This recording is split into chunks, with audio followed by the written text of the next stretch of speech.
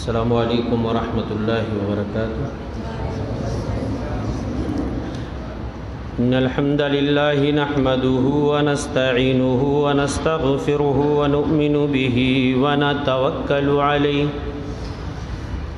ونعوذ باللہ من شرور انفسنا ومن سیئات اعمالنا من يهده الله فلا مضل له ومن يضلل فلا هادي له وأشهد أن لا إله إلا الله وحده لا شريك له وأشهد أن محمدا عبده ورسوله أما بعد فإن خير الحديث كتاب الله وخير الهدي هدي محمد صلى الله عليه وسلم وشر الأمور محدثاتها وكل محدثة بدعة وكل بدعة ضلالة وكل ضلالة في النار يقول الله سبحانه وتعالى في كتابه الحكيم ولو أن أهل القرى آمنوا واتقوا لفتحنا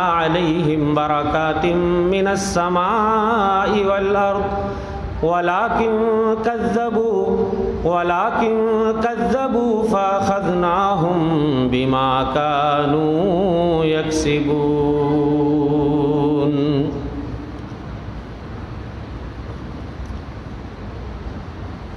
معزز علماء کرام، حاضرین اعظام، بزرگان ملت، نوجوان دوستو، عزیز بچوں، قبل اس کے کہ میں اپنے موضوع کی وضاحت کروں، مجھے حکم ہوا ہے ہمارے دوست اور بھائی مولانا عبدالخالق عصری اور کچھ دیگر بھائیوں کی طرف سے ایک نعت پاک کی فرمائش ہوئی ہے۔ میں چند مصرے اپنی ایک نعت کی آپ کی خدمت میں پیش کر کے اپنے موضوع کی طرف آتا ہوں۔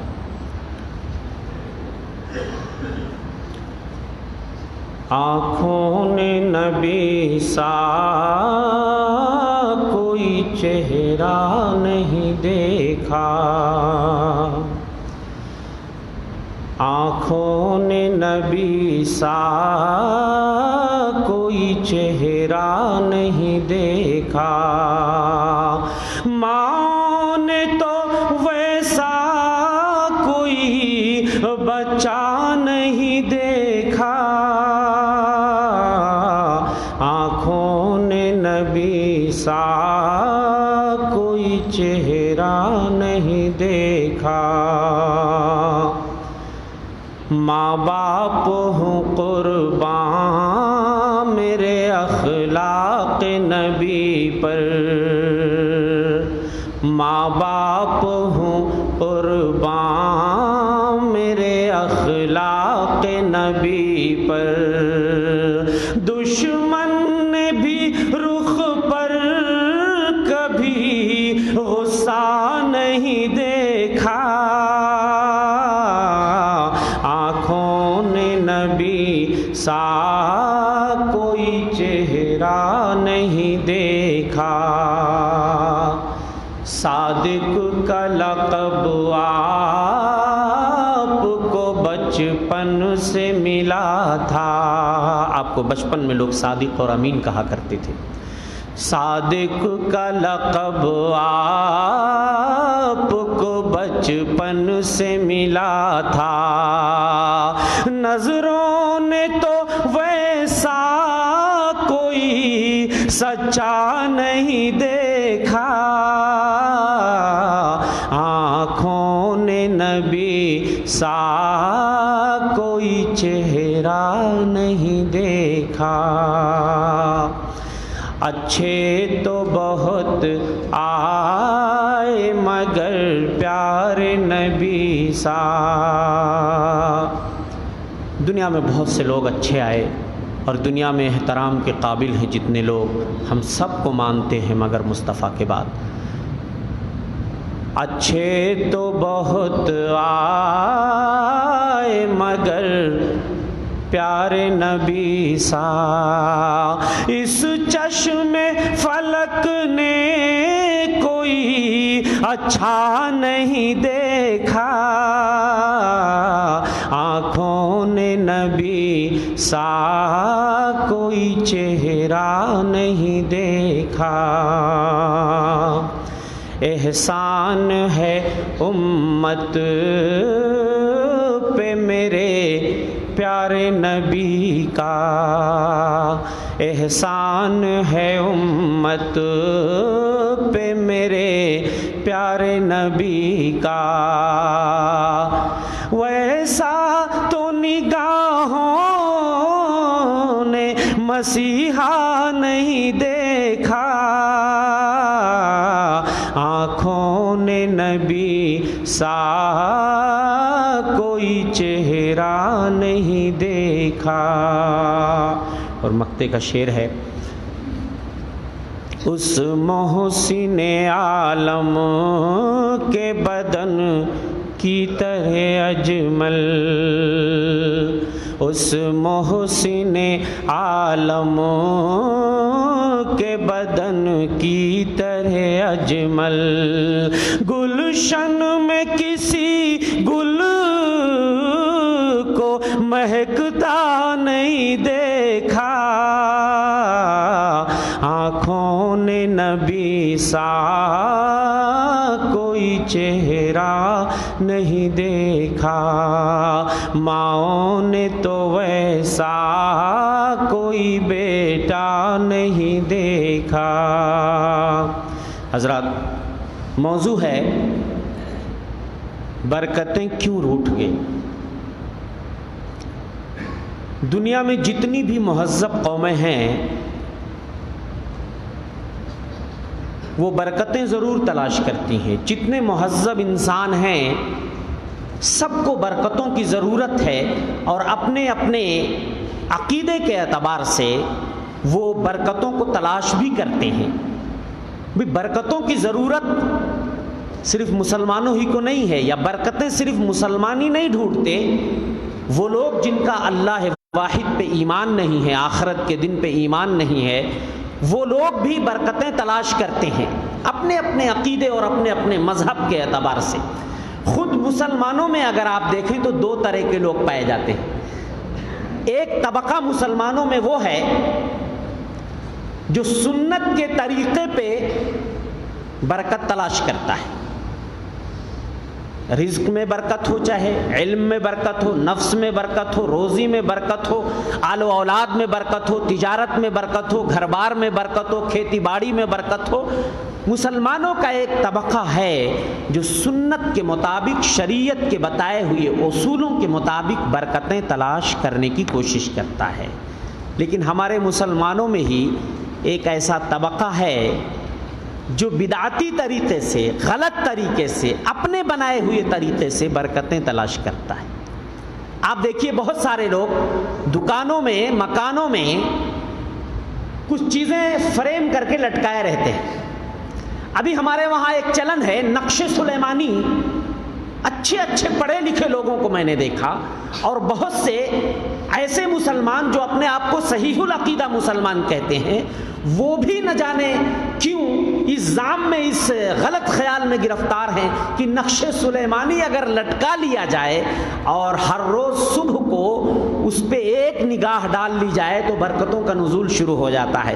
گھر میں برکت، دکان میں برکت، یہ ایک پروپگنڈا ہے جس کے جھانسے میں آ کر کے کتنے صحیح العقیدہ مسلمان بھی گرفتار ہو گئے ہیں، اور اکثر جگہوں پہ آپ کو یہ نقش سلیمانی دیکھنے کو ملے گا۔ اس میں کیا ہوتا ہے؟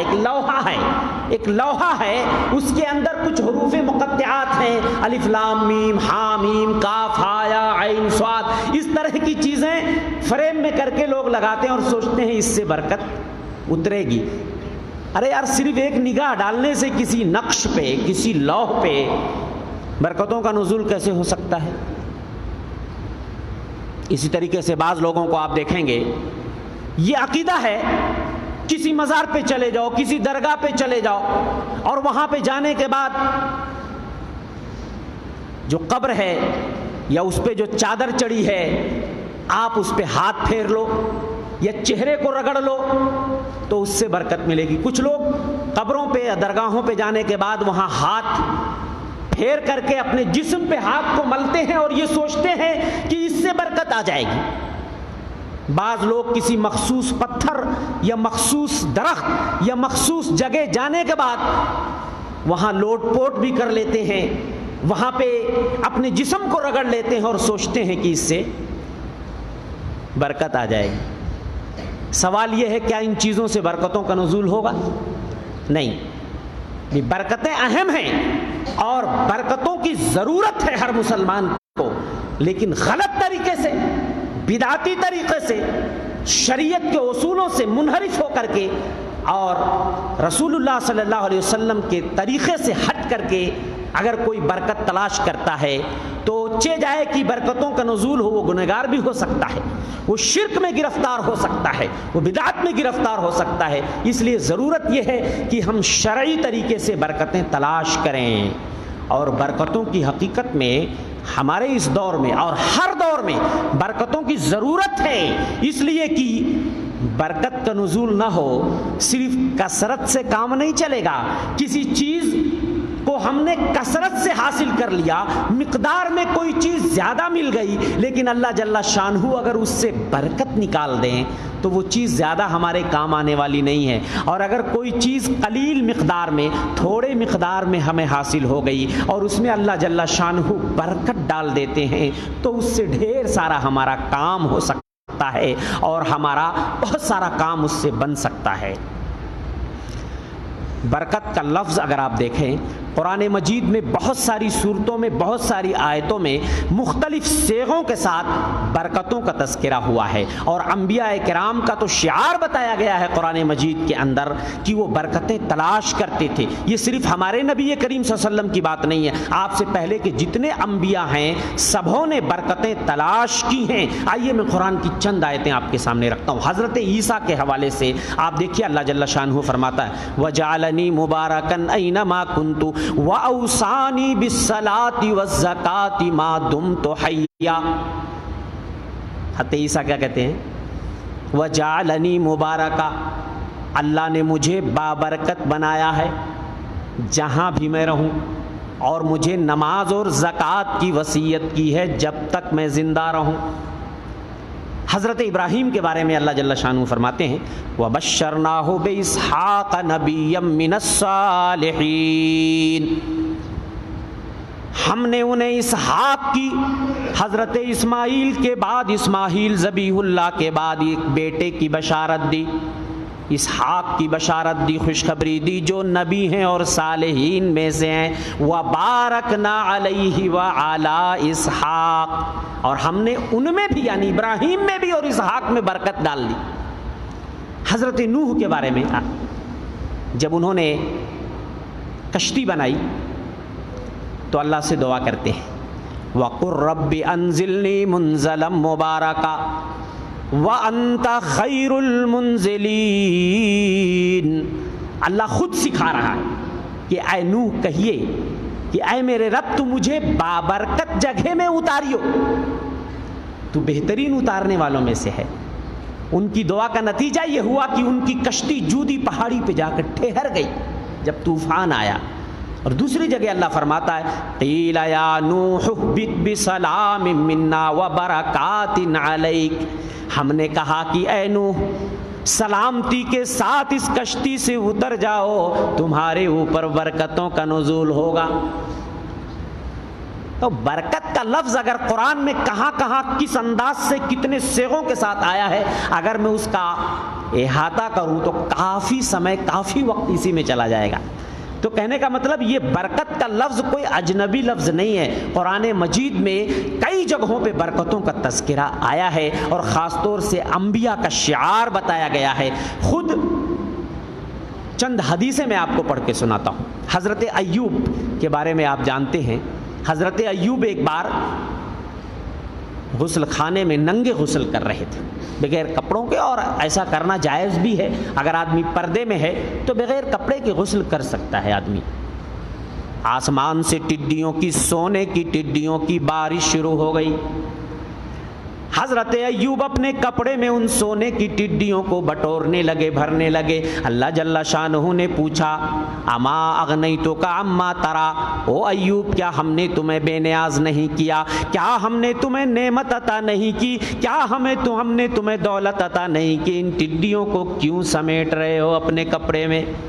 جواب ذرا سنیے، کہتے ہیں اے اللہ ضرور تو نے میرے اوپر اپنی نعمتیں نچھاور کی ہیں، ولیکن لا غنا لی ان برکتک، اے اللہ تیری برکت سے بے نیازی میں حاصل نہیں کر سکتا۔ اے اللہ تیری رحمت برس رہی ہے، تیری برکت برس رہی ہے، اگر میں اسے اپنے کپڑوں میں نہ سمیٹوں گا تو تیری نعمت کی ناشکری ہوگی۔ حضرت ابراہیم جب اپنی بیوی اور بیٹے کو چھوڑ کر کے بے آب و گیاہ میدان میں چلے گئے، آپ کو پتہ ہے جب حضرت اسماعیل بڑے ہو گئے، شادی بیاہ کر لیے، ایک بار حضرت ابراہیم آتے ہیں خبرگیری کے لیے، تو پہلی بیوی جو ناشکری تھی، پہلی بیوی سے پوچھا کہ گزر بسر کیسے کرتے ہو تم لوگ؟ تو پہلی بیوی نے کہا کہ بہت مشقت اور تنگی میں ہماری زندگی گزرتی ہے۔ تو حضرت ابراہیم نے کہا جب تمہارے شوہر آئیں گے تو ان سے میرا سلام کہنا اور یہ کہنا کہ دروازے کے اس چوکھٹ کو بدل دینا۔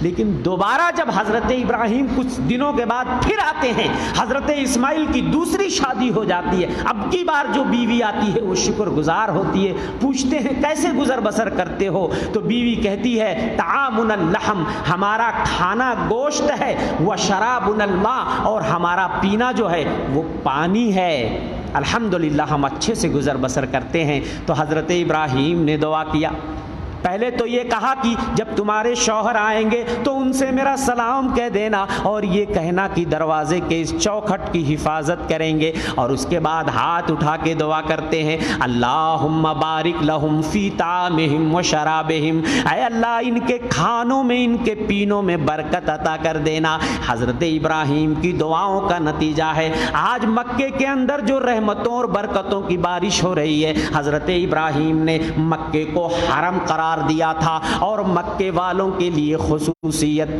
کے ساتھ یہ دعا کی تھی کہ اے اللہ یہاں کے باشندوں کو پھلوں سے روزی دینا۔ آج جو لوگ گئے ہیں اس سرزمین میں، بغیر موسم کے آپ دیکھیں گے کہ پھلوں کی بھرمار ہے۔ اللہ اکبر، ایسے ایسے پھل میں نے دیکھے جو میں نے اپنے ملک میں نہیں دیکھے، وہ میں نے مکہ اور مدینے شہر میں دیکھے۔ یہ حضرت ابراہیم کی دعا کا نتیجہ۔ اور ہمارے نبی نے جس طرح حضرت ابراہیم نے مکہ شہر کو حرام کیا، ہمارے نبی نے مدینے کو حرام کیا اور مدینے کے لیے برکت کی دعا کی۔ کیا کیا؟ اللہم بارک لنا فی مدینتنا، نبی نے ہاتھ اٹھا کے مدینہ کے لیے دعا کی، اے اللہ ہمارے شہر میں برکت دے دے۔ یہ مدینہ شہر آج اس قدر خوشگوار آب و ہوا جو ہے نا، پہلے ایسی آب و ہوا نہیں تھی، وبائی بیماریاں پھیلتی تھیں، کمر توڑ بخار مدینے کا، یثرب کا مشہور تھا، اسی لیے بہت سارے لوگ جو ہجرت کر کے آتے تھے مدینے کی سختی برداشت نہیں کر پاتے، بیمار پڑ جاتے تو بھاگ جاتے تھے مدینہ چھوڑ کے، جبکہ پہلے یہ حکم تھا فتح مکہ سے پہلے کہ جو مدینہ ہجرت کر کے آئے گا وہ پھر مدینہ چھوڑ کے نہیں جا سکتا، الا یہ کہ ہمارے نبی کسی کو خصوصی پرمیشن دے دیں۔ تو مدینے اور یثرب کا بخار، کمر توڑ بخار، اللہ کے رسول نے دعا کیا اے اللہ مدینے کی آب و ہوا کو پاک صاف کر دے اور یہاں کے بخار کو تو جوحفہ پہنچا دے۔ یہ نبی کی دعاؤں کا نتیجہ ہے۔ مدینے کی آب و ہوا اتنی خوشگوار ہے کہ شاید کسی شہر کی آب و ہوا اتنی خوشگوار ملے، اور مدینے میں برکتوں کا جو ماحول، جو منظر میں نے وہاں اپنی زندگی میں دیکھا ہے، آج بھی مدینے شہر میں برکتوں کا اثر آپ محسوس کریں گے۔ اللہ کے رسول دعا کر رہے ہیں اللہم بارک لنا فی مدینتنا، اے اللہ تو ہمارے شہر مدینہ میں برکتوں کا نزول فرما دے۔ اللہم بارک لنا فی ساعنا وفی مدنا، اے اللہ ہمارے پیمانوں میں برکت دے دے، ناپ تول کے آلات میں برکت دے دے، اے اللہ تو ہمارے پھلوں میں، ہمارے غلوں میں برکت دے دے۔ میں نے وہاں رہ کر یہ اندازہ کیا ہے 10-20 کلو اگر چاول لے آؤ، غلہ لے آؤ، اناج لے آؤ، کھانے پینے کی کوئی چیز لے آؤ تو اتنی برکت کی جیسے لگتا وہ چیز ختم ہی نہیں ہوتی۔ آج بھی برکتوں کو آپ محسوس کر سکتے ہیں۔ اس شہر مقدس کے اندر. تو ہمارے نبی کا بات، نبی کریم صلی اللہ علیہ وسلم، ہمارے نبی کی، پہلے انبیاء کی میں نے چند مثالیں دی ہیں. ہمارے نبی برکتوں کا کتنا اہتمام کرتے تھے، اللہ اکبر، آپ حیران رہ جائیں گے. چھوٹی چھوٹی چیزوں سے لے کر بڑی بڑی چیزوں تک ہمارے نبی برکت کا خود اہتمام کرتے تھے. اللہ رب العزت سے برکت کی دعائیں کرتے تھے، اپنے صحابہ کو برکت کی تعلیم دیا کرتے تھے، تلقین کیا کرتے تھے کہ اے صحابہ اللہ سے ہمیشہ برکت کی دعا کرو، چھوٹی چیز کیوں نہ ہو، بڑی چیز میں ابھی مثالیں دے کر سمجھاؤں گا. لیکن ایک چیز بتا دوں، اور پہلے بھی میں کہہ چکا ہوں کہ میرے بھائی کثرت یہ اہم نہیں ہے، کسی چیز کو آپ ڈھیر مقدار میں حاصل کر لو، یہ اتنا اہم نہیں ہے جتنی اہم یہ ہے کہ اس چیز میں اللہ کی طرف سے برکت ڈال دی جائے. ہاں میں یہ نہیں کہتا کہ آپ دولت نہ مانگیے، آپ مانگیے اللہ مجھے ڈھیر دولت دے دے، لیکن صرف ڈھیر نہ مانگیے، اسی کے ساتھ یہ بھی دعا کیجئے اے اللہ ہمیں کثرت سے آل و اولاد دے دے، ہمیں برکت، ہمیں دولت دے دے، لیکن اے اللہ اس میں برکت دے دے، برکت دے دے. آپ دیکھیے بہت سارے لوگ کروڑ پتی ہوتے، لیکن اگر اللہ برکت نہیں دیتا ہے، کہاں ان کی دولت چلی جاتی ہے؟ کوئی قابل ذکر کارنامہ وہ اپنی دولت سے انجام نہیں دے پاتے ہیں. کروڑوں کی دولت کہاں چلی جاتی ہے کچھ پتہ نہیں چلتا. کچھ لوگ صرف ہزاروں میں کمائی ہے، ہزاروں میں، لیکن اللہ برکت دے دیتا ہے، بڑے بڑے کام کر لیتے ہیں. کہیں مسجد بنا دیا، کہیں مدرسہ بنا دیا، کہیں یتیم خانہ بنا دیا، اور بہت سارے کام کر لیتے ہیں. یہ اسی برکت کا نتیجہ ہے. کتنے لوگوں کو اللہ کثرت سے آل و اولاد دے دیتا ہے، 1 درجن بیٹوا دے دیا اللہ نے، لیکن برکت نہیں دیا، کوئی فائدہ نہیں ہے. اور کسی کو اللہ ایک ہی بیٹا دیتا ہے، ایک ہی بیٹا دیتا ہے، لیکن اس میں برکت ڈال دیتا ہے. وہی ایک بیٹا اس کی نیک نامی اور شہرت کا سبب بنتا ہے، اور پوری دنیا میں اس کی شہرت کے ڈنکے بجنے لگتے ہیں، اور اس کی توتی بولنے لگتی ہے. اگر اللہ اس ایک بیٹے میں بھی برکت عطا کر دے تو 1 درجن بیٹوں سے افضل ہوتا ہے وہ. اچھا ہمارے وہاں ماحول کیا ہے؟ بہت سارے لوگ یہ سوچتے ہیں نا، اگر ہم کثرت سے دولت چھوڑ کے چلے گئے اپنے بیٹوں کے لیے، ان کے مستقبل کی ضمانت، مضبوط مستقبل کی ضمانت یہی ہے کہ اپنے بیٹوں کو، اپنی اولاد کو اتنا مضبوط کر دو کہ وہ کسی کے سامنے ہاتھ نہ پھیلائیں، کسی کے دستے نگر نہ رہے. میرے بھائی اولاد کو نیک بنا کے جاؤ، صالح بنا کے جاؤ، یہ زیادہ اہم ہے بالمقابل اس کے کہ ڈھیر ساری دولت ان کے لیے چھوڑ کے جاؤ. اگر اس ڈھیر ساری دولت میں تمہاری زندگی کے بعد اگر اللہ برکت نہیں دے گا، کچھ نہیں تمہارے بیٹے کر پائیں گے.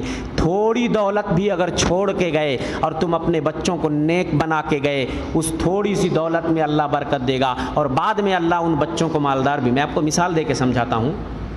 خلیفہ عمر بن عبدالعزیز، صرف 39 سال کی زندگی ملی تھی خلیفہ عمر بن عبدالعزیز کو، 39، اللہ اکبر.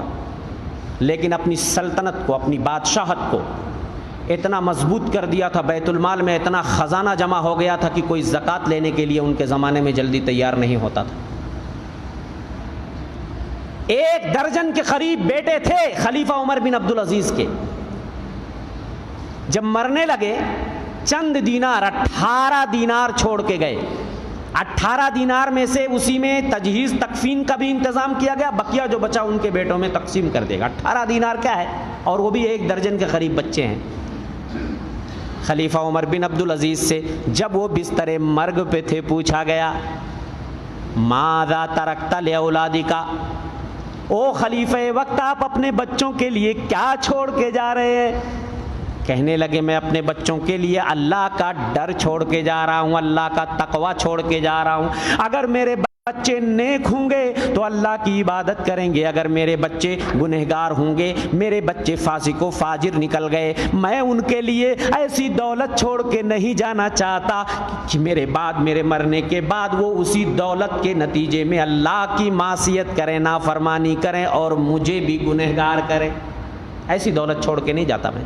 کتنے لوگ حرام حلال کی تمیز نہیں کرتے اپنے بچوں کے لیے، پتہ چلا بچے کبھی بھول کر بھی مغفرت اور استغفار بھی نہیں ماں باپ کے حق میں کرتے ہیں، اور اسی دولت کے نتیجے میں گلچھڑے اڑاتے ہیں، حرام کاریوں میں خرچ کرتے ہیں، اور اپنے ماں باپ کو مرنے کے بعد بھی ان کے عذاب میں اضافے کا سبب بنتے ہیں۔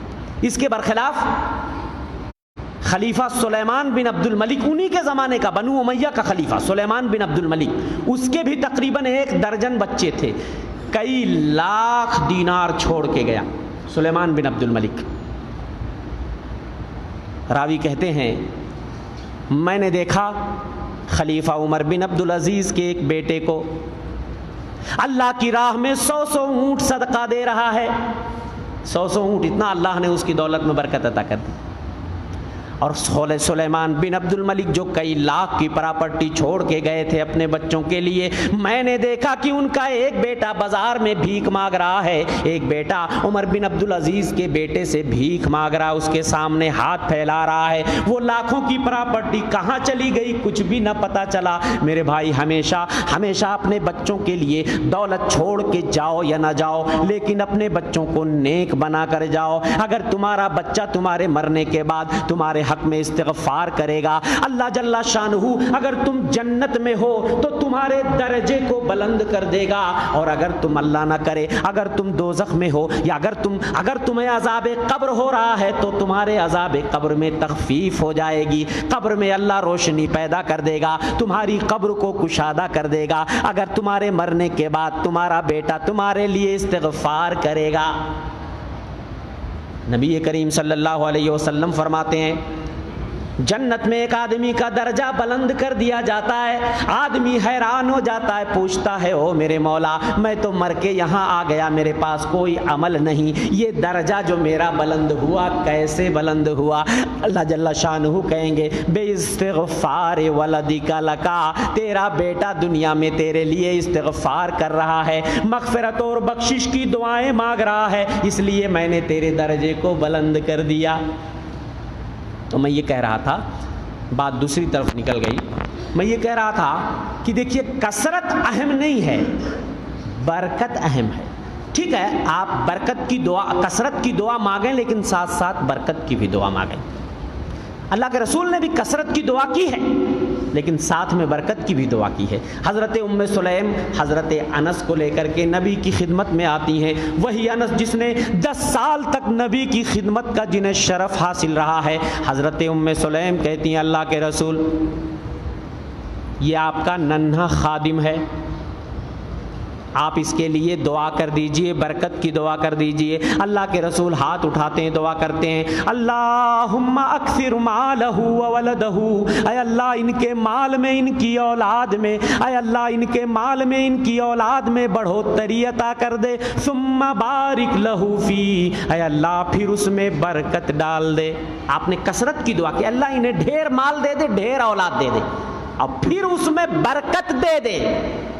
نبی کی دعاؤں کا نتیجہ دیکھیے، حضرت انس اتنے مالدار ہو جاتے ہیں، کہتے ہیں میرے پاس اتنی دولت آ جاتی ہے نبی کی دعاؤں کے نتیجے میں، اور برکت کا یہ عالم تھا، میرے پاس ایک باغ تھا جو سال میں 2 مرتبہ پھل دیا کرتا تھا، میری اولاد میں اتنی برکت ہو گئی، سن 75 ہجری آتے آتے میری نسل سے 120 بچے مر چکے تھے، اس دنیا سے جا چکے تھے، میری نسل سے ناتی پوتیا اور سب ملا کے 120 چھوٹے بچے جا چکے تھے۔ اب آپ سوچیں اتنی، اور عمر میں بھی برکت کی، ایک روایت میں کہ اللہ کے رسول نے عمر میں بھی برکت کی دعا کی۔ حضرت انس 100 سال سے بھی زائد کہتے تھے میری عمر اتنی لمبی ہو گئی کہ مجھے لوگوں سے شرم آتی تھی، میں اپنی زندگی سے اکتا گیا تھا، دوسروں میرے سامنے نہ جانے کتنے لوگ چلے گئے اور میں ہوں زندہ ہوں، پھر رہا ہوں، چل رہا ہوں، کھا رہا ہوں۔ یہ نبی کی دعاؤں کا نتیجہ۔ تو ٹھیک ہے کثرت کی دعا آدمی کر سکتا ہے، لیکن میرے بھائیوں برکت کو کبھی بھی نظر انداز مت کیجیے۔ ہمارے نبی اپنے صحابہ کو برکت کی تعلیم دیتے تھے اور برکت کی دعا ضرور کرتے تھے۔ حضرت عروہ البارقی ایک صحابی ہیں، اللہ کے رسول نے 1 دینار دے کر کے ان کو بھیجا۔ کتنا؟ 1 دینار دے کر کے بھیجا کہ جاؤ بکری خرید لاؤ۔ گئے حضرت عروہ البارقی، تو کیا کیا انہوں نے معلوم ہے؟ 1 دینار میں 2 بکریاں خریدی، پھر 1 بکری 1 دینار میں بیچ دیا۔ اللہ کے رسول صلی اللہ علیہ وسلم کی خدمت میں 1 بکری اور 1 دینار دونوں لے کر کے آتے ہیں۔ اللہ کے رسول خوش ہو جاتے ہیں، دعا کرتے ہیں اللہم بارک لہو فی صفقت یمینہ، اے اللہ ان کی تجارت میں تو برکت عطا فرما دے۔ نبی کی دعاؤں کا نتیجہ دیکھیے، ان کے بارے میں آتا ہے لو اشترت تراب لربح فیہ، اگر یہ مٹی کا بھی سودا کر لیتے تھے، مٹی خرید لیتے تھے تو اللہ اس میں بھی برکت ڈال دیتا تھا، اس مٹی کو بھی سونا بنا دیتا تھا، اس مٹی کو بھی اللہ سونا بنا دیتا۔ اگر اللہ برکت دے دے، آپ سمجھ نہیں پاؤ گے کہ اللہ اسی بھنگار میں دیکھنے میں لگتا ہے یار کچھ بھی نہیں ہے، ٹوٹے پھوٹے سب کچھ سامان ہے، اللہ اگر اسی میں برکت دے دے تو آپ سمجھ نہیں پاؤ گے کہ یار یہ دولت آ کہاں سے رہی ہے۔ سچائی اور امانت داری سے اگر آپ تجارت کرو اور اگر اللہ اس میں برکت دے دے تو آپ خود حیران رہ جاؤ گے کہ یہ کہاں سے برکت آ رہی ہے اور کہاں سے میرے مال میں اضافہ ہو رہا ہے۔ ہمارے نبی، میں یہ کہہ رہا تھا کہ برکتوں کا بڑا اہتمام کرتے تھے۔ سیزن کا جب پہلا پھل پیڑ پہ آتا تھا نا، کھجور یا کوئی بھی پھل، تو سب سے پہلے سیزن کا پہلا پھل جیسے نظر آتا تھا تو لوگ اسے لے کر کے ہمارے نبی کی خدمت میں آتے تھے۔ اللہ کے رسول اس پھل کو اپنے ہاتھ میں لیتے تھے اور دعا کرتے تھے اللہم بارک لنا فی ثمارنا، اے اللہ ہمارے پھلوں میں برکت عطا کر دے۔ پھر کسی چھوٹے ننھے معصوم بچے کو بلاتے تھے اور اس کو وہ پھل دے دیا کرتے تھے۔ ننھے معصوم بچے کو، جو سب سے چھوٹا بچہ جس کو دیکھتے تھے، اس کو بلا کر کے برکت کے لیے آپ اس بچے کو دے دیتے تھے کہ تو اس کو کھا لے۔ اسی طریقے سے کسی کی شادی ہو گئی، اللہ کے رسول نے کیا دعا سکھائی ہے؟ برکت کی دعا۔ کسی کی شادی ہو جائے تو برکت کی دعا دو۔ ہمارے وہاں لوگ اپنے اپنے حساب سے نہ جانے کیا کیا، لیکن جو سنت کا طریقہ ہے، بارک اللہ لک و بارک علیک و جمع بینکما فی خیر، اللہ تمہارے اس شادی میں برکت عطا فرمائے اور تم دونوں کو خیر اور بھلائی پر جمع کرے، تم کو اور تمہارے جوڑے کو، تمہاری بیوی کو۔ تو بارک اللہ لک و بارک علیک و جمع بینکما فی خیر، برکت کی دعا۔ ذرا دیکھیے ہمارے نبی برکتوں کا کتنا اہتمام کیا کرتے تھے۔ اگر کوئی اونٹ خریدتا تھا، گھوڑا خریدتا تھا، تو آپ کہتے تھے اذا اشترى احدکم بعیرا فلیمسک بذروۃ سنامہ، اس کی پیشانی کو پکڑ کر کے برکت کی دعا کرے۔ یہ دعا پڑھے اللہم انی اسألک خیرہا و خیر ما جبلتہا علیہ واعوذ بک من شرہا و شر ما جبلتہا علیہ، اے اللہ میں اس کے خیر اور بھلائی کا تجھ سے سوال کرتا ہوں جس خیر اور بھلائی پر تو نے اس کو پیدا کیا ہے، اور اے اللہ میں اس کے شر اور برائی سے تجھ سے پناہ مانگتا ہوں اور جس برائی پر تو نے اس کو پیدا کیا ہے۔ شادی والوں کو بھی کہ بیوی پیشانی کے بال پکڑ کے دعا کرو اللہم انی اسألک خیرہا و خیر ما جبلتہا علیہ۔ اسی طریقے سے کھانا کھانے کے لیے، کھانا کھا چکو انگلیوں کو چاٹ لو۔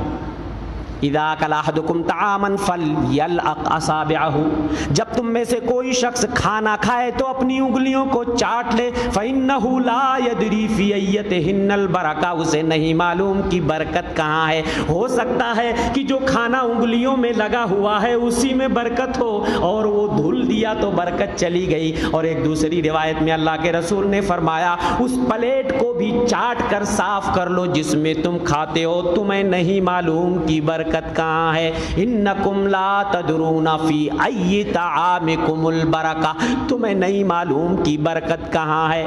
آج برتن کو چاٹنا یا صاف کرنا یہ ذرا معیوب چیز بن گئی ہے، اور مغربی تہذیب کے لوگ دل دادہ ہو گئے ہیں، اور آج کل تو بوفے سسٹم چل گیا ہے، لوگ کھڑے ہو کر کے کھاتے پیتے ہیں، آدھا کھایا آدھا پلیٹ میں پھینک دیا، یہ فیشن بن گیا ہے۔ پورا مت کھاؤ، چاٹ کے مت کھاؤ، کچھ بچا کے پھینک بھی دو۔ یہ اسراف، فضول خرچی، یہ مغربی تہذیب، دعا سلام، کھانے پینے اٹھنے بیٹھنے کے آداب آج کل مغرب سے امپورٹ ہو کر کے آ رہے ہیں اور ہمارے بچے اس کی نقالی کر رہے ہیں اور اسی میں فخر محسوس کر رہے ہیں۔ میرے بھائی یہ سنت کا طریقہ ہے۔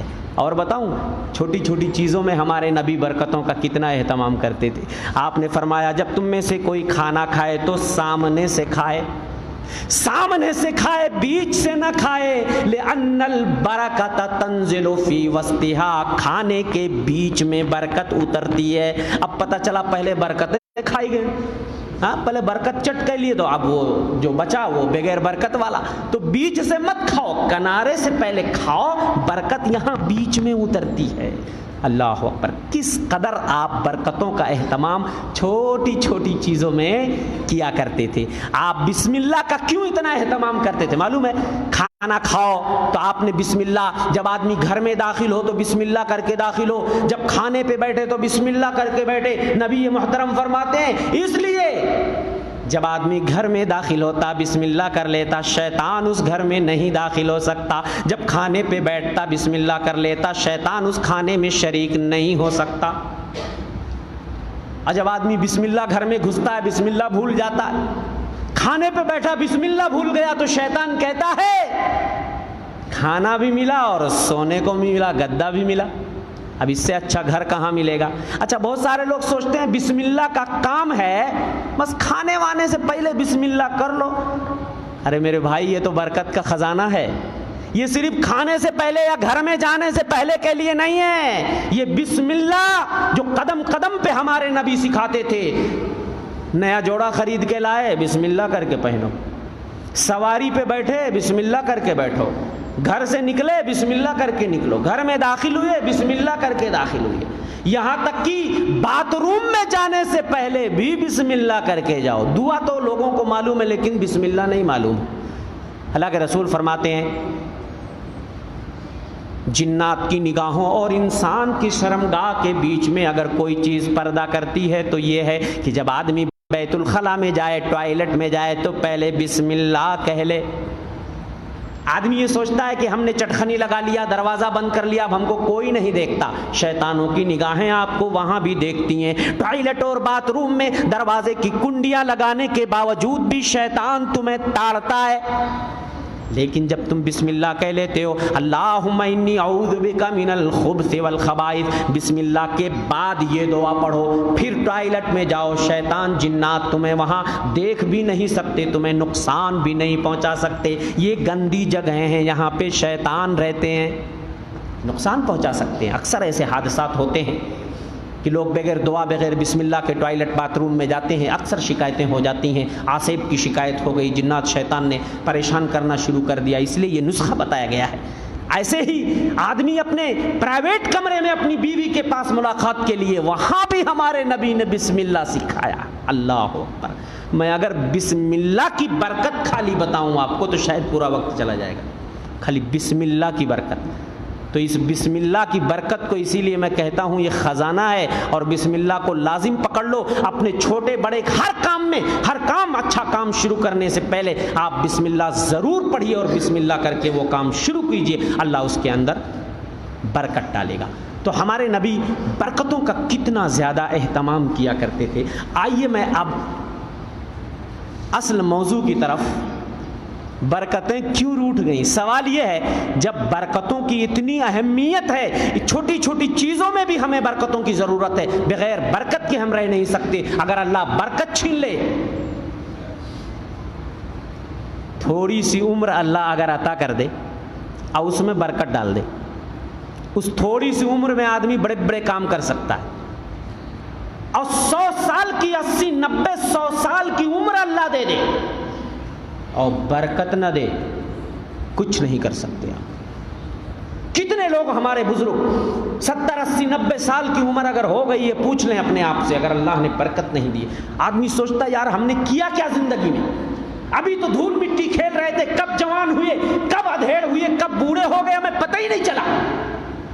اللہ اکبر، اسی لیے میرے بھائی برکت کی دعا مانگو، اللہ ہماری عمر میں برکت عطا فرما دے، ہماری روزی میں برکت عطا فرما دے، ہمارے علم میں برکت عطا فرما دے، ہمارے رزق میں برکت عطا فرما دے، ہماری تجارت میں برکت عطا فرما دے، آل و اولاد میں برکت عطا فرما دے، کھیتی باڑی میں برکت عطا فرما دے۔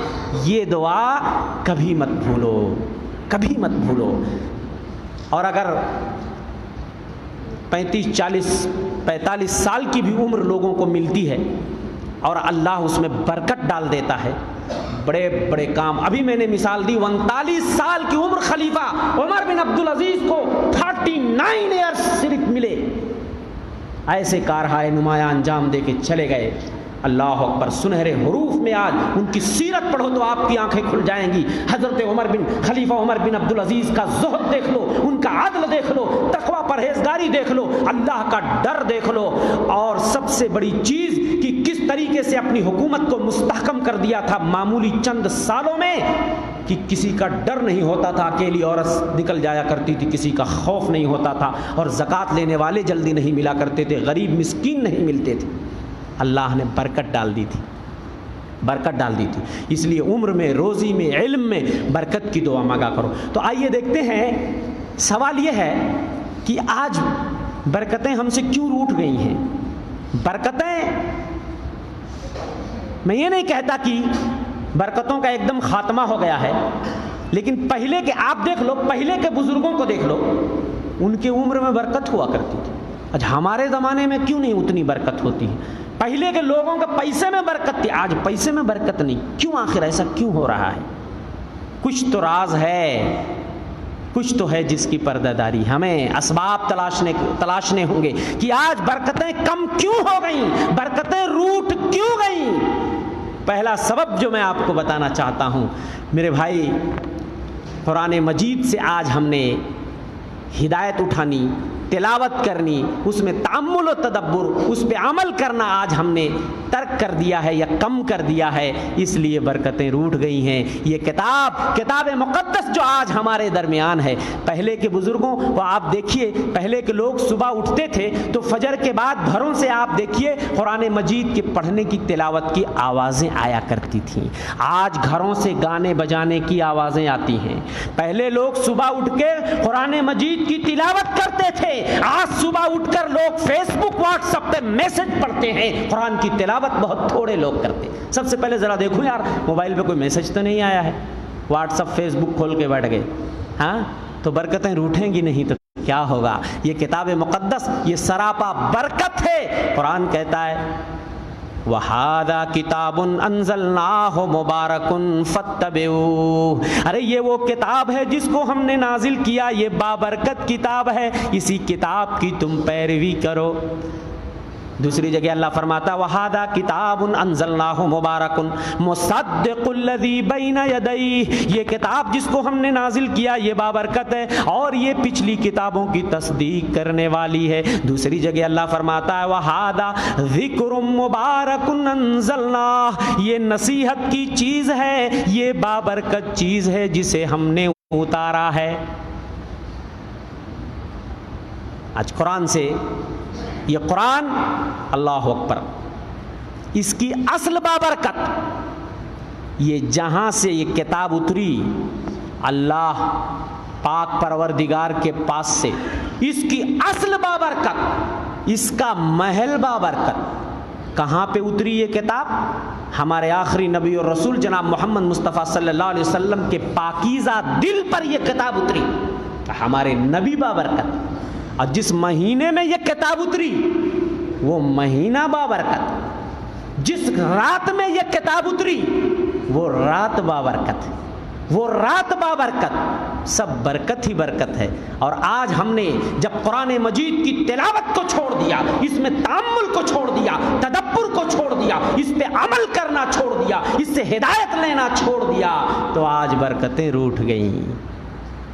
اسی لیے آج لوگ کیا سمجھتے ہیں, قرآن کی برکت کا مطلب یہ ہے کچھ تعویذ واویز بنا کے لٹکا لو, یا کچھ آیت الکرسی وغیرہ فریم کرا کے گھر میں لٹکا لو, یا گاڑی وغیرہ میں ذرا آگے آیت الکرسی لکھ کے لوگ لٹکا لیتے ہیں, گاڑیوں میں یا گھروں میں لٹکا لیتے, تعویذ بنا لیتے ہیں, یا کہیں قسم وسم کی ضرورت آئی تو حلف میں قرآن مجید کو لے آتے ہیں. لوگ سوچتے ہیں ہم قرآن سے تو برکت حاصل کر ہی رہے ہیں. سوال یہ ہے کہ کیا اس طریقے سے قرآن سے برکت ملے گی؟ میرے بھائی نہیں. قرآن کی برکت یہ ہے آپ اس کتاب کی تلاوت کیجئے, اس کتاب کی تلاوت کیجئے، اس سے اپنے تعلق کو جوڑیے۔ آپ کو پتہ ہونا چاہیے کہ اس کتاب کے ایک حرف پڑھنے پہ 10 نیکی ملتی ہے، دلوں کو سکون ملتا ہے، دلوں کو اطمینان حاصل ہوتا ہے۔ آپ اس کتاب پر عمل کیجئے، اس سے ہدایت حاصل کیجئے، اس سے نصیحت پکڑیے، اس سے شفا حاصل کیجئے، اسی کے مطابق فیصلے کیجئے۔ یہ قرآن کی برکت تب ملے گی،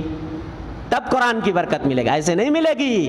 تعویذ گنڈے بنانے سے برکت نہیں ملے گی، فریم میں آیت الکرسی سجا کے لٹکا دینے سے برکت نہیں ملے گی۔ اسی لیے ماہر القادری نے قرآن کی فریاد کے نام سے جو نظم لکھی ہے، طاقوں میں سجایا جاتا ہوں، آنکھوں سے لگایا جاتا ہوں، طاقوں میں سجایا جاتا ہوں، آنکھوں سے لگایا جاتا ہوں، تعویذ بنایا جاتا ہوں، دھو دھو کے پلایا جاتا ہوں، جزدان حریر و ریشم کے اور پھول ستارے چاندی کے، پھر عطر کی بارش ہوتی ہے، خوشبو میں بسایا جاتا ہوں، جس طرح سے طوطا مینا کو کچھ بول سکھائے جاتے ہیں، اس طرح پڑھایا جاتا ہوں، اس طرح سکھایا جاتا ہوں، جب قول و قسم لینے کے لیے تکرار کی نوبت آتی ہے، پھر میری ضرورت پڑتی ہے، ہاتھوں میں اٹھایا جاتا ہوں،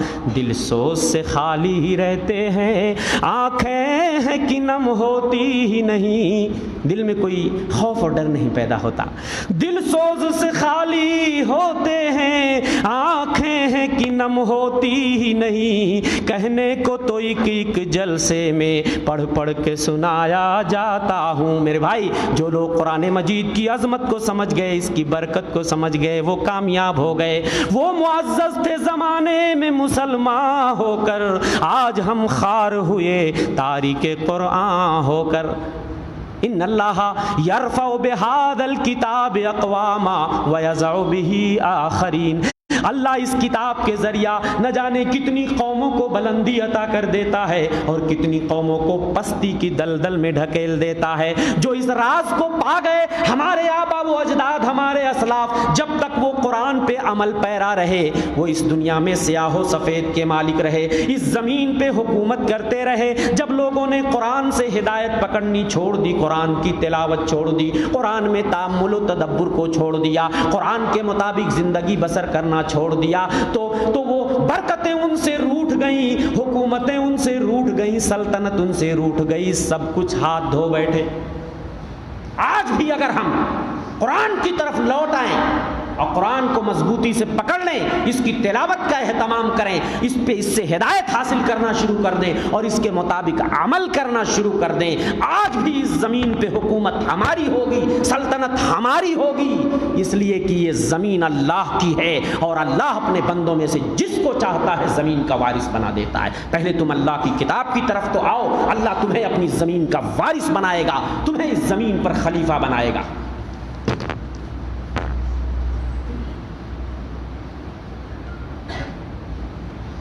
کتنے لوگ سمجھتے نہیں، یہ کتاب ہدایت بھی ہے، کتاب شفا بھی ہے۔ آؤ تو اس کتاب کی طرف، تمہارے جسمانی روحانی بیماریوں کا علاج بھی اس میں ہے۔ آج لوگ پریشان ہیں بیماریوں سے، قلبی، بدنی، جسمانی، روحانی بیماریوں کا علاج بھی یہاں ہے۔ کون ہے جو اس سے علاج کرے؟ آج ہمارے پاس کیسی کیسی صورتیں، کیسے کیسے خزانے۔ سورہ فاتحہ کو لوگ یہ سمجھتے ہیں بس خالی نماز کے ہر رکعت میں سورہ فاتحہ پڑھ لو، بس سورہ فاتحہ کا یہی کام ہے۔ میرے بھائی، آپ کو معلوم نہیں ہے یہ قرآن کی سب سے عظیم سورت سورہ فاتحہ، یہ سورت، اس کے اندر کتنی شفا ہے۔ یہ جھاڑ پھونک کی سورت ہے۔ حضرت ابو سعید خدری نے قوم کے اس سردار کو جس کو بچھو نے ڈنک مارا تھا، وہ تڑپ رہا تھا اس کی تپش سے، درد سے تڑپ رہا تھا، حضرت ابو سعید خدری نے جب سورہ فاتحہ کی ایک ایک آیت پڑھ کر کے اس پہ پھونکنا اور دم کرنا شروع کیا، ایسا لگ رہا تھا کہ جیسے وہ رسی سے کھول کر آزاد کر دیا گیا ہو، مکمل شفا مل گئی۔ اس نے نہ جانے کئی بکریاں انہیں انعام کے طور پہ عطا کر دیں۔ علامہ ابن القیم الجوزیہ فرماتے ہیں میں مکہ میں تھا، اپنا تجربہ بیان کرتے ہیں، مکۃ المکرمہ میں مجھے بیماریاں لاحق ہوتی تھیں تو نہ ڈاکٹر ملتے تھے نہ دوا ملتی تھی، میں سورہ فاتحہ پڑھ کر کے اپنے درد کی جگہ پہ اپنی انگلی کو اپنے تھوک کے ساتھ، آپ جہاں درد ہو تھوڑے سے تھوک کو آپ ملائیے اور قرآن کی اس بابرکت سورت کو آپ پڑھتے جائیے. کہتے ہیں مجھ کو بڑی بڑی بیماریوں سے اسی سورت کے نتیجے میں اللہ نے شفا عطا فرما دی، اور میں نے اس نسخے کو اپنے بہت سارے بھائیوں کو وہاں مکے میں بتایا جن کو بڑی بڑی بیماریاں لاحق ہو جاتی تھیں، ڈاکٹر نہیں ملتے تھے، دوائیں نہیں ملتی تھیں. میں کہتا تھا یہی سورت پڑھ کر کے اپنے اوپر دم کرو اور انہیں شفا مل جایا کرتی تھی. یہ سورت ہمارے پاس موجود ہے. کتنے لوگ ہیں جو اس سورت سے شفا حاصل کرتے؟ آیت الکرسی کی برکت، میں نے کہا یہ صرف فریم میں لگانے والی آیت نہیں ہے. آیت الکرسی یہ قرآن کی ایک عظیم آیت ہے. اگر اس کے ایک ایک لفظ میں اللہ کی وحدانیت کا سر چشمہ بہتا ہے. اس آیت کی فضیلت جس دن آپ جان جاؤ گے، آپ اس آیت کو کبھی بھی نہیں چھوڑو گے. ہر فرض نماز کے بعد صبح و شام سونے کے ٹائم بستر پہ جاؤ، یہ سورت پڑھ لو، کوئی شیطان آپ کو نقصان نہیں پہنچا سکتا اور کوئی شیطان آپ کے قریب نہیں آ سکتا ہے. یہ سورہ بقرہ کی برکت. اور سورہ آل عمران اللہ کے رسول فرماتے ہیں اقرؤوا القرآن فإنہ یأتی شفیعا لأصحابہ یوم القیامہ.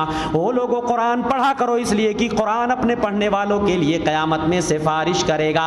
اقرؤوا الزہراوین، وہ لوگوں دو تر و تازہ دو پھول کی تلاوت کیا کرو، سورہ بقرہ اور آل عمران. فإنہما غمامتان او غیایتان، یہ دونوں صورتیں قیامت کے دن بادل کی شکل میں آئیں گی، سایہ کیے رہیں گی. او کأنہما فرقان طیر من او کأنہما فرقان طیر صواف، یا دو پرندوں کے جھنڈ کی طرح. جیسے دو پرندوں کا جھنڈ ہو نا، یہ دونوں صورتیں ایسے آئیں گی جیسے پرندے جھنڈ بنا کر کے اڑتے ہیں اور اپنے پڑھنے والے کی طرف سے لڑائی لڑیں گی. یہ دونوں صورتیں فائٹ کریں گی. یہ دونوں صورتیں کاہے کو فائٹ کریں گی؟ اس کی مغفرت اور بخشش کرانے کے لیے یہ دونوں صورتیں لڑائی لڑیں گی. اس کے بعد اللہ کے رسول فرماتے ہیں اقرؤوا البقرہ، وہ لوگوں سورہ بقرہ پڑھا کرو. فإن أخذها برکہ، اس لیے کہ سورہ بقرہ کی تلاوت باعث برکت ہے. وترکها حسرہ، سورہ بقرہ کو چھوڑ دینا یہ باعث حسرت ہے. ولا يستطيع البطلہ، اور جادوگر اور شیطان اس کے پاس نہیں آ سکتے. اکثر گھروں میں آج شکایت ہے، آسیب کی شکایت ہے، جنات شیطان کی. لوگ ادھر ادھر ڈھونگی باباؤں کے پاس جاتے ہیں، تعویذ گنڈے اور نہ جانے کیا کیا بنا کے لاتے ہیں. میرے بھائی سورہ بقرہ کی تلاوت آپ اپنے گھر میں کر کے دیکھو، زور زور آواز میں آپ سورہ بقرہ پڑھو. اگر خود نہیں پڑھ سکتے آپ موبائل میں لگا دو، آپ ٹیپ ریکارڈر میں لگا دو، زور زور سے پورے گھر میں آواز گونجنی چاہیے. آپ اس آواز کے سامنے کوئی جنات شیطان ٹک نہیں سکتا ہے. نبی فرماتے ہیں سورہ بقرہ کی تلاوت گھروں میں کیا کرو. فإن الشیطان ينفر من البیت الذی تقرأ فیہ سورۃ البقرہ، شیطان اس گھر سے دم دبا کے بھاگ جاتا ہے جہاں سورہ بقرہ کی تلاوت ہوتی ہے. سب کچھ یار نسخہ ہمارے پاس موجود ہے، ہم چھوڑ کر کے ادھر ادھر بھٹکتے پھرتے. ہاں ارے معوذتین ہمارے پاس موجود ہے. جادو کی شکایت ہے، نظر بد کی شکایت ہے، آسیب کی شکایت ہے. ہمارے نبی یہ معوذتین پڑھ کے رات میں جب سوتے تھے اپنے جسم اپنے ہاتھ پہ پھونک کر پورے بدن پہ مل لیا کرتے تھے. عائشہ فرماتی ہیں نبی جب کمزور ہو گئے بیماری کی حالت میں معوذتین پڑھ کر کے برکت کے لیے آپ کے ہاتھوں پہ پھونک کر آپ ہی کے ہاتھ کو آپ کے بدن پہ مل دیا کرتی تھی. کون ہے جو آج قل اعوذ برب الناس قل اعوذ برب الفلق سے برکت حاصل کرے؟ قل ہو اللہ جیسی صورت ہمارے پاس موجود ہے جس کو ثلث قرآن، 1/3 قرآن کے برابر ہے. تو اتنی ساری بابرکت صورتیں اور آیتیں آج ہمارے پاس موجود ہیں. لیکن دوستو قرآن سے آج ہم نے برکتیں یا ہدایت یا عبرت حاصل کرنی چھوڑ دی ہے. لیکن یاد رکھیے کہ قرآن کے بغیر ہماری زندگی کوئی زندگی نہیں ہے. ہم زندہ بھلے ہیں لیکن جس دل میں قرآن کی صورتیں نہیں ہوتی ہیں وہ کھنڈر کے مثل ہوتا ہے، ویرانے کے مثل ہوتا ہے۔ اسی طریقے سے برکتیں کیوں روٹ گئی ہیں، ایک دوسرا سبب میں آپ کو بتاتا ہوں، تقوی اور پرہیزگاری کی کمی۔ تقوی، اللہ کا ڈر، اس کا خوف جب دل میں ہوتا ہے تو آسمان سے رحمتوں اور برکتوں کا نزول ہوتا ہے۔ قرآن کہتا ہے وَلَوْ أَنَّ أَهْلَ الْقُرَىٰ آمَنُوا وَاتَّقَوْا لَفَتَحْنَا عَلَيْهِمْ بَرَكَاتٍ مِّنَ السَّمَاءِ وَالْأَرْضِ، اگر بستی والے ایمان لے آتے اور تقوی اختیار کر لیتے تو ہم ان کے اوپر آسمانوں سے رحمتوں اور برکتوں کے دہانے کھول دیتے۔ وَلَٰكِن كَذَّبُوا، لوگوں نے جھٹلایا، فَأَخَذْنَاهُمْ بِمَا كَانُوا يَكْسِبُونَ، ہم نے ان کے گناہوں کے عوض میں ان کو پکڑ لیا، عذاب میں گرفتار کر دیا۔ تقوی، اور تقوی کیا ہے؟ اللہ کا ڈر، اور اللہ کا ڈر صرف محفل میں نہیں، خلوت میں بھی ڈر ہو، جلوت میں بھی ڈر ہو، محفل میں بھی ڈر ہو، تنہائی میں بھی اللہ کا ڈر ہو، چھوٹے گناہ کو بھی چھوڑ دو، بڑے گناہ کو بھی چھوڑ دو، یہی تقوی ہے۔ کچھ لوگ سمجھتے ہیں تقوی یہ ہے کہ صرف بڑے گناہوں سے دامن بچا لو، نہیں، شاعر کہتا ہے خل الذنوب صغیرہا و کبیرہا ذاک التقی، چھوٹے گناہوں کو بھی چھوڑ دو، بڑے گناہوں کو بھی چھوڑ دو، یہ تقوی ہے۔ وَاصْنَعْ كَمَاشٍ فَوْقَ أَرْضِ الشَّوْكِ يَحْذَرُ مَا يَرَىٰ، اور ایسے قدم پھونک کر زمین پر چڑھو جس طریقے سے کانٹے دار راستے پہ آدمی قدم پھونک کے چلتا ہے۔ لا تحقرن صغیرۃ ان الجبال من الحصى، چھوٹے چھوٹے گناہوں کو کبھی حقیر مت سمجھنا، اس لیے کہ رائی رائی مل کر کے پروت بن جاتا ہے، پہاڑ بن جاتا ہے، چھوٹے چھوٹے گناہ آدمی کرتا جاتا ہے، گناہوں کا پہاڑ بن جاتا ہے۔ اور تقوی کا تقاضا یہ ہے کہ آپ چھوٹے گناہ بھی چھوڑ دو، بڑے گناہ بھی چھوڑ دو، یہ ہے تقوی۔ اور تقوی، اللہ اکبر، تقوی کی برکت یہی وہ تقوی ہے جس سے بند دروازے کھل جاتے ہیں، مشکلیں آسان ہو جاتی ہیں، اللہ غیب سے روزیاں عطا کرنا شروع کر دیتا ہے۔ وَمَن يَتَّقِ اللَّهَ يَجْعَل لَّهُ مَخْرَجًا، جو اللہ سے ڈرتا ہے صحیح معنوں میں اللہ اس سے مصیبت سے نکلنے کا راستہ بنا دیتے ہیں۔ وَيَرْزُقْهُ مِنْ حَيْثُ لَا يَحْتَسِبُ، اور اللہ اس کو ایسی جگہ سے روزی دیتا ہے کہ وہ گمان بھی نہیں کر سکتا ہے۔ وَمَن يَتَّقِ اللَّهَ يَجْعَل لَّهُ مِنْ أَمْرِهِ يُسْرًا، جو اللہ سے ڈرتا ہے اللہ اس کے معاملے کو آسان بنا دیتے ہیں۔ یہی نہیں، تقوی کی برکت آپ دیکھیے، الا ان اولیاء اللہ لا خوف علیہم ولا هم يحزنون، جو اللہ کے اولیاء ہوتے ہیں انہیں کوئی غم نہیں ہوتا، وہ خوف نہیں کھاتے، وہ غم نہیں اٹھاتے۔ الذین آمنوا وکانوا یتقون، اللہ کے اولیاء تو وہ ہیں جو ایمان والے ہوتے ہیں، متقی ہوتے ہیں، پرہیزگار ہوتے ہیں۔ بغیر تقوی اختیار کیے کوئی اللہ کا ولی، اچھا بہت سارے ہمارے وہاں نہ نماز پڑھتے، نہ روزہ رکھتے، غلاظت گندگی میں لپٹے رہتے ہیں، لوگ بولتے کہ یہ تو ولی ہیں، پہنچے ہوئے ہیں۔ یہ اولیاء الرحمن نہیں ہو سکتے، یہ اولیاء الشیطان ہیں۔ یہ اولیاء الشیطان ہیں جو نماز نہ پڑھے، جو روزہ نہ رکھے، جو غلاظت گندگی میں لپٹا رہے، جسے طہارت کے آداب کا نہ پتہ ہو، صاف صفائی کا نہ پتہ ہو، وہ رحمان کا ولی ہو سکتا ہے؟ نہیں، ولی وہ ہے جو ایمان والے ہوتے ہیں، متقی ہوتے ہیں۔ اور جو لوگ متقی ہوتے ہیں لہم البشرا فی الحیات الدنیا وفی الاخرہ، ایسے لوگوں کے لیے دنیا میں بھی بشارت ہوتی ہے، آخرت میں بھی بشارت ہوتی ہے، دنیا میں بھی خوشخبری، آخرت میں بھی خوشخبری۔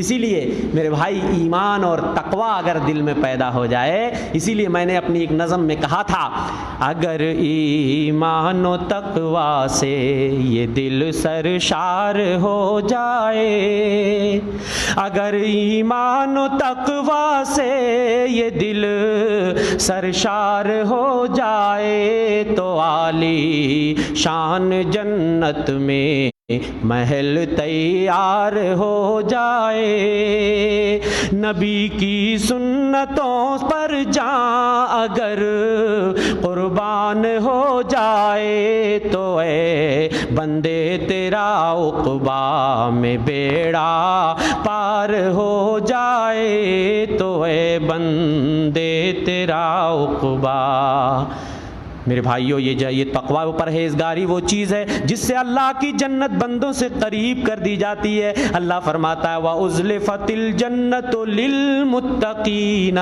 غَيْرَ بَعِيدٍ، جنت متقیوں سے قریب کر دی گئی ہے، بالکل بھی دور نہیں ہے۔ یہ شارٹ کٹ راستہ اگر کوئی پوچھے اللہ کی جنت میں جانے کا شارٹ کٹ راستہ، تو تقوی سے زیادہ شارٹ کٹ راستہ اور کوئی نہیں، مختصر راستہ تقوی اور پرہیزگاری۔ تو میرے بھائیو اگر چاہتے ہو کہ آسمان سے برکتوں کا نزول ہو اور زمین سے برکتوں کا اخراج ہو، تو تقوی اور پرہیزگاری، اللہ کا ڈر اختیار کرو، انشاءاللہ آسمان سے اللہ برکتوں کے دہانے کھول دے گا۔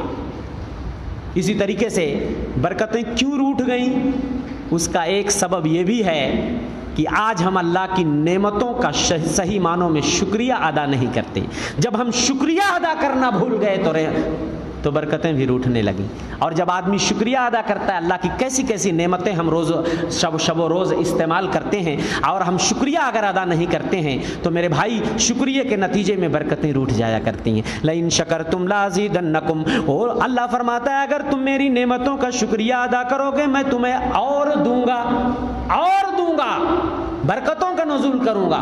وَلَئِن كَفَرْتُمْ إِنَّ عَذَابِي لَشَدِيدٌ، اور اگر تم نے انکار کیا، ناشکری کی، تو سمجھ لو کہ میرا عذاب بہت سخت ہے۔ جن قوموں کو، جن لوگوں کو یہ نسخہ مل گیا، برکتوں کے دہانے اللہ نے کھول دیے، اور جن قوموں نے ناشکری کی اللہ نے ان سے نعمتیں چھین لی۔ آپ قوم سبا کو دیکھ لیجئے، اتنی برکتیں، اتنی نعمتیں اللہ نے انہیں عطا کی تھی، اللہ اکبر۔ راستے کے دونوں کنارے پھلوں کے باغات لہلہاتے تھے۔ مفسرین نے لکھا ہے ایک عورت اپنے سر پہ ٹوکری رکھ کے باغ میں کھالی چلی جاتی تھی، توڑتی نہیں تھی، اس کا ٹوکرا پھلوں سے بھر جاتا تھا۔ اتنے پکے ہوئے پھل ٹپک ٹپک کے گرتے تھے کہ پھلوں کو توڑنے کی ضرورت نہیں پڑتی تھی، ایسے ہی ٹوکرے بھر جایا کرتے تھے۔ مسافروں کو کھانا تلاشنے کی ضرورت نہیں پڑتی تھی، راستے چل رہے ہیں، دونوں طرف ہرے بھرے پھلوں کے باغات، جدھر سے چاہو ادھر سے بھی توڑ لو، ادھر سے چاہو تو ادھر توڑ لو۔ لیکن اللہ کی نعمت کی انہوں نے ناشکری کی۔ قرآن نے اس کا نقشہ کھینچا ہے۔ تو حشر کیا ہوا ذرا دیکھیے، لقد کان لسبع فی مسکنہم آیہ، قوم سبا کی بستی میں تمہارے لیے نشانی ہے۔ جنتان عن یمین و شمال، دائیں بائیں دو دو باغات ہوا کرتے تھے۔ کلوا من رزق ربکم واشکروا لہ، وہ لوگوں کھاؤ اپنے رب کی دی ہوئی روزی لیکن اس کا شکریہ نہ بھولو، کھاؤ بھی اور شکریہ ادا کرو۔ بلدۃ طیبۃ ورب غفور، یہ پاکیزہ شہر ہے اور تمہارا رب بہت بخشنے والا ہے۔ فَأَعْرَضُوا فَأَرْسَلْنَا عَلَيْهِمْ سَيْلَ الْعَرِمِ، لوگوں نے اعراض کیا، سرکشی کی، ناشکری کی۔ فَأَرْسَلْنَا عَلَيْهِمْ سَيْلَ الْعَرِمِ، ہم نے ان کے اوپر بھیانک سیلاب بھیج دیا۔ وَبَدَّلْنَاهُمْ بِجَنَّتَيْهِمْ جَنَّتَيْنِ ذَوَاتَيْ أُكُلٍ خَمْطٍ وَأَثْلٍ وَشَيْءٍ مِّن سِدْرٍ قَلِيلٍ، ان کے دو ہرے بھرے باغات کی جگہ پہ ہم نے جھاؤ اور بیری کے کانٹے دار باغات اگا دیے۔ کڑوے پھلوں کے، میٹھے پھلوں کے بدلے کڑوے پھل، جھاؤ بیری کے درخت اگا دے لو۔ جب میٹھے پھل ہم نے دیے تھے تو شکریہ نہیں ادا کیے، اب یہ بیری کے کانٹے دار درخت، جھاؤ اور یہ کڑوے پھلوں کے درخت اللہ نے اس کی جگہ پہ اگا دیا۔ کیوں؟ ذالک جزیناہم بما کفروا، یہ بدلہ ہم نے ان کی ناشکری کے عوض دیا تھا۔ وہل نجازی الا الکفور، اور ناشکروں کو ہم ایسا ہی بدلہ دیا کرتے ہیں جو میری نعمتوں کی ناشکری کرتے۔ اس کے برخلاف حضرت سلیمان اور داؤد کو دیکھیے، اللہ اکبر، وقت کے بادشاہ بھی تھے، نبی بھی تھے، اور اتنی نعمتیں اللہ نے، اتنی سلطنت، اتنی طاقت، اتنی قوت عطا کی تھی۔ حضرت داؤد کے لیے اللہ نے لوہے کو نرم بنا دیا تھا، لوہے کو اپنے ہاتھ سے جدھر چاہتے تھے پکڑ کے موڑ دیتے تھے، لوہے سے زرہیں اور ہتھیار بنایا کرتے تھے، کڑاہے اور برتن بنایا کرتے اپنے ہاتھ، ان کا ہاتھ ہی کوئی فیکٹری تھی، ہاتھ سے ہی جدھر چاہتے موڑ کے اس کو ڈھال دیا کرتے۔ اللہ اکبر، پرندوں کی بولیاں سمجھا کرتے تھے، اتنی بہترین اور خوش الہان آواز میں اللہ کی پاکی بیان کرتے تھے۔ حضرت داؤد علیہ السلام جب اللہ کی پاکی بیان کیا کرتے تھے، فضا میں اڑتے ہوئے پرندے رک جایا کرتے تھے، ان کی آواز میں آواز ملا کر اللہ کی حمد و ثنا کا زمزمہ، پرندے بھی پہاڑ بھی ان کی آواز میں آواز ملا کے اللہ کی پاکی بیان کیا کرتے۔ اتنی خوبصورت آواز اللہ نے حضرت داؤد کو عطا کی، اس کو لہن داؤدی کہا جاتا ہے۔ اور ان کے بیٹے سلیمان، اللہ اکبر، سلیمان کو اللہ نے داؤد کا وارث بنایا۔ حضرت سلیمان کی حکومت جنات پر بھی تھی، ہواؤں پر بھی تھی، پرندوں پر بھی تھی، انسانوں پر بھی تھی، اور پرندوں کی بولیاں کیڑے مکوڑوں کی بولیاں سمجھا کرتے تھے۔ ایک بار اپنا لشکر لے کے جب نکلتے ہیں، چونٹیوں کی بستی کے پاس سے گزر ہوتا ہے، قرآن نے اس کا نقشہ کھینچا ہے۔ حتی اذا اتوا علی وادی النمل قالت نملۃ یا ایھا النمل ادخلوا مساکنکم، جب چونٹیوں کی وادی میں پہنچتے ہیں، ایک چونٹی کہتی ہے اے میری ساتھیوں اپنے بلوں اور سوراخوں میں گھس جاؤ، لا یحطمنکم سلیمان وجنودہ وہم لا یشعرون، کہیں تمہیں سلیمان اور ان کے لشکر کے لوگ اپنے پیروں سے روند نہ دیں۔ ارے ہم تو حقیر چونٹی ہیں، نظر بھی نہیں آتے، اگر وہ روند دیں گے تو ان کا کوئی جرم نہیں ہوگا۔ وہم لا یشعرون، انہیں پتہ بھی نہیں چلے گا۔ حضرت سلیمان اس بولی کو سمجھ گئے، اس چونٹی کی بولی کو، اللہ اکبر۔ فتبسم ضاحکا من قولها، اس کی بات سن کے حضرت سلیمان مسکرانے لگے اور اللہ سے دعا کرنے لگے۔ وقال ربی اوزعنی ان اشکر نعمتک التی انعمت علی وعلی والدی، اے میرے پروردگار مجھے توفیق دے دے جو تو نے میرے اوپر نعمتیں نچھاور کی ہیں، میرے ماں باپ پہ جو نعمتیں نچھاور کی ہیں، مولا میں صحیح معنوں میں اس کا شکریہ ادا کرنے والا مجھے بنا دے، مجھے شکریہ کی توفیق عنایت فرما دے۔ اس کو کہتے ہیں شکریہ۔ تو شکریہ کے نتیجے میں میرے بھائی برکتوں کا نزول ہوتا ہے اور نعمتوں کو دوام حاصل ہوتا ہے۔ جو لوگ شکریہ ادا نہیں کرتے جلد ہی ان سے نعمتیں چھن جاتی ہیں۔ برکتوں کے روٹھنے کا ایک سبب ہے گناہ اور معصیت کے کام۔ آدمی اللہ کی نافرمانی کرتا ہے، اللہ کے رسول فرماتے ہیں ان الرجل لیحرم الرزق بالذنب یصیبہ، ایک روزی آنے والی تھی، آدمی نے اللہ کی نافرمانی کی تو روزی چلی گئی۔ روزی ملنے والی تھی، لیکن جب بندے نے اللہ کی نافرمانی کی تو آدمی نافرمانی کے نتیجے میں روزی سے محروم کر دیا جاتا ہے۔ علامہ ابن القیم الجوزیہ رحمۃ اللہ علیہ فرماتے ہیں اللہ کی معصیت اور نافرمانی کے نتیجے میں انسان رزق سے، علم سے، عمل سے، اطاعت سے اور دین و دنیا کی نہ جانے کتنی برکتوں سے اپنے آپ کو محروم کر لیتا ہے۔ آدمی سب سے زیادہ قلیل البرکہ وہ ہوتا ہے جو جتنا زیادہ اللہ کا نافرمان ہوتا ہے۔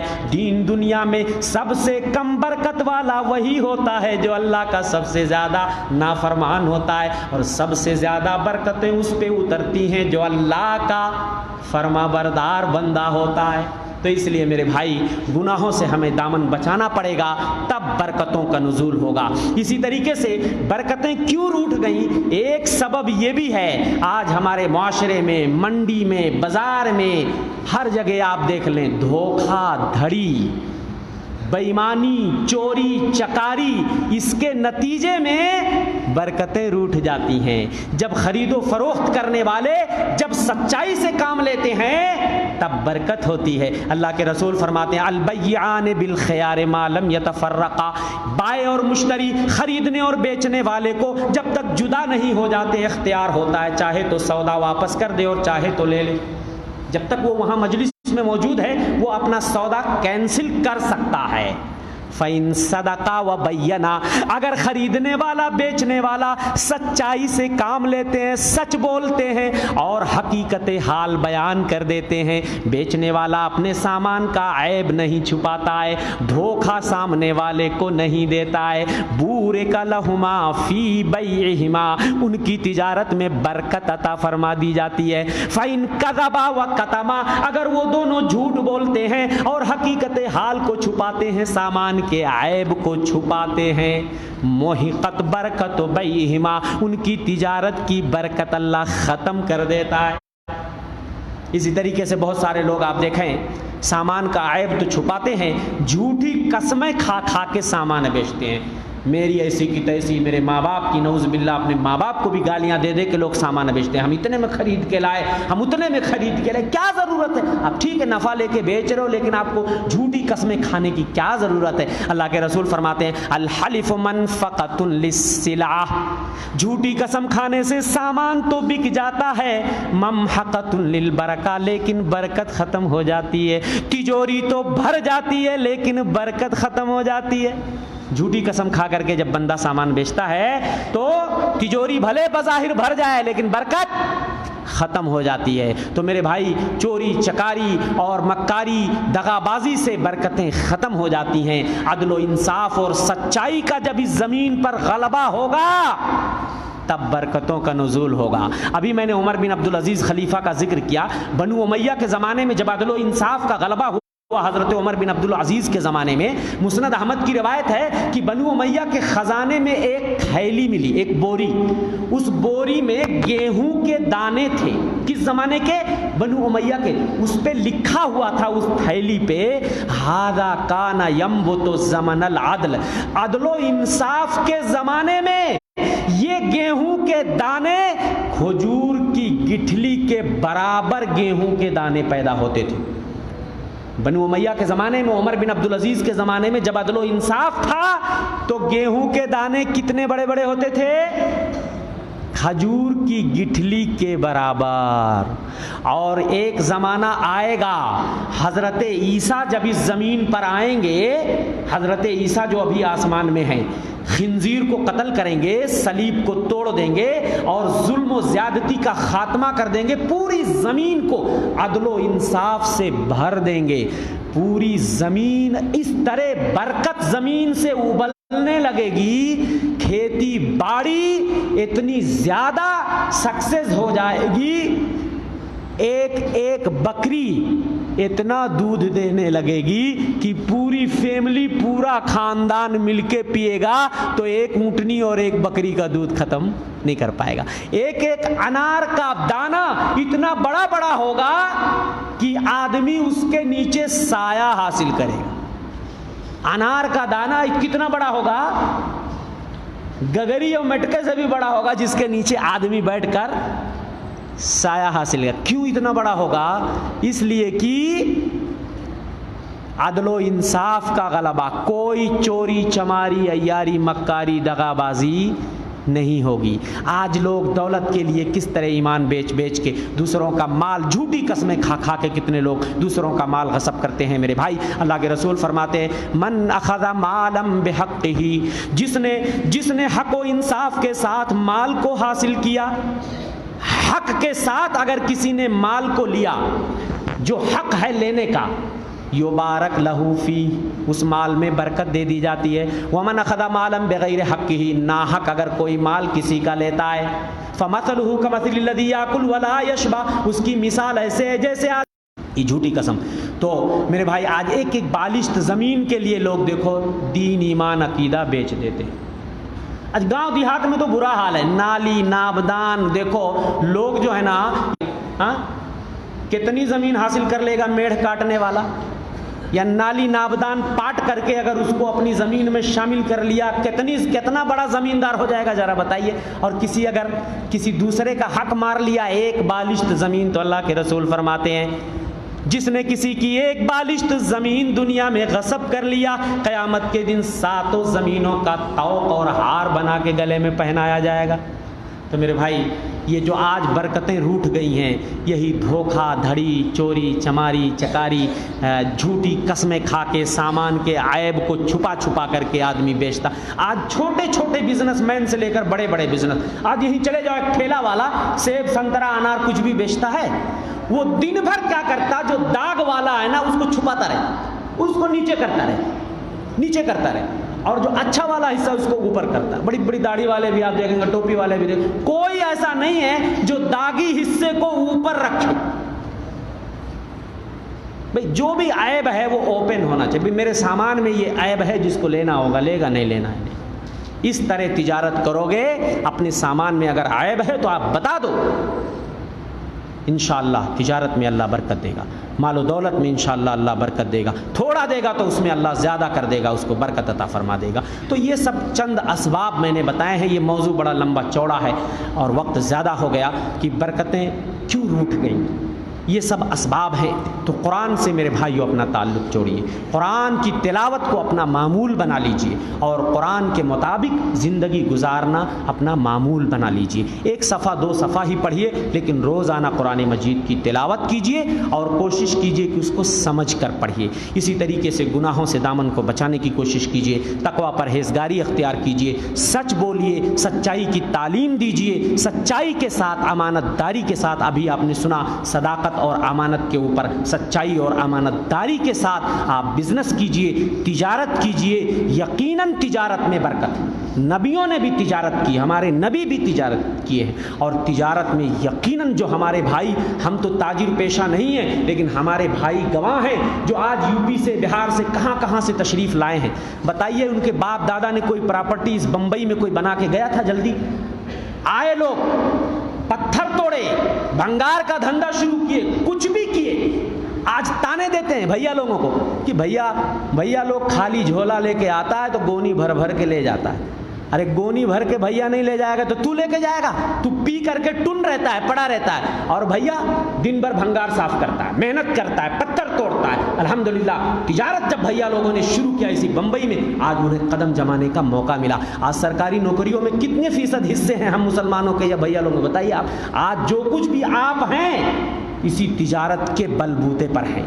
تو میرے بھائیوں، آپ سچائی کے ساتھ، امانت داری کے ساتھ تجارت کیجیے. اللہ آپ کی تجارت میں برکت عطا فرمائے اور مزید اللہ آپ کو مال و دولت میں، آل و اولاد میں، عمر میں، نفس میں اور رزق میں، گھر بار میں، کھیتی باڑی میں، کارخانے میں، گودام میں، دکان میں، مکان میں، ہر جگہ اللہ برکت عطا فرمائے. اور جو برکتوں کے حاصل کرنے کا طریقہ ہے سنت کے مطابق، یہ نقش سلیمانی سے برکت اترنے والی نہیں ہے. ان سب طریقوں سے توبہ کیجیے. اور قرآن کو فریم میں لٹکانے سے برکت نہیں ہوگی، روحانی برکت تلاوت کے ذریعہ اور اس پہ عمل کے ذریعہ آپ برکتیں حاصل کرنے کی کوشش کیجیے. اللہ سے دعا ہے کہ اللہ ہم تمام بھائیوں کو برکتوں سے مالا مال کر دے، ہمارے گھروں کو اللہ برکتوں سے بھر دے، ہماری عمر میں، ہمارے رزق میں، روزی میں، آل اولاد میں، کھیتی باڑی میں، ہر چیز میں اللہ برکت عطا فرمائے. آمین و ما توفیق الا باللہ. صلی اللہ علیہ نبینا محمد. السلام علیکم ورحمۃ اللہ.